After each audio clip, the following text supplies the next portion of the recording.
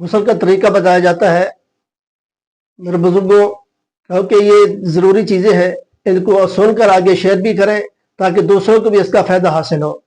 तो गुस्ल का तरीका यह है कि सबसे पहले जो है ये घुटनों तक हाथ धोने हैं और उसके बाद इस्तंजा करना है, यानी नापाकी वगैरह जहाँ लगी हो उसे धोना है, साफ करना है और उसके बाद बैठकर जो वुज़ू करना है। वुज़ू जो हम नमाज वाला करते हैं वैसे वुज़ू करना है और उसके अंदर फराइज भी आ जाएंगे, सुन्नतें भी आ जाएंगी।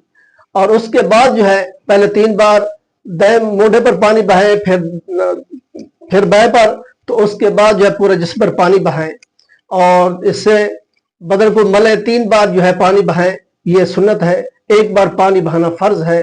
तो ये तरीका है गुस्ल करने का और गुस्ल बैठकर करना चाहिए। कोशिश ये करें कि बैठकर गुस्ल करें और गुस्ल के अंदर जो है बोलना जो है वो भी मान्यत है, लिहाजा इससे भी परहेज करें। तो इसलिए हमें चाहिए दूसरों को शेयर करें और दूसरे लोग भी इससे फायदा हासिल करें। तो दुआ है अल्लाह ताला हम सबको अमल की तौफीक अता फरमाए।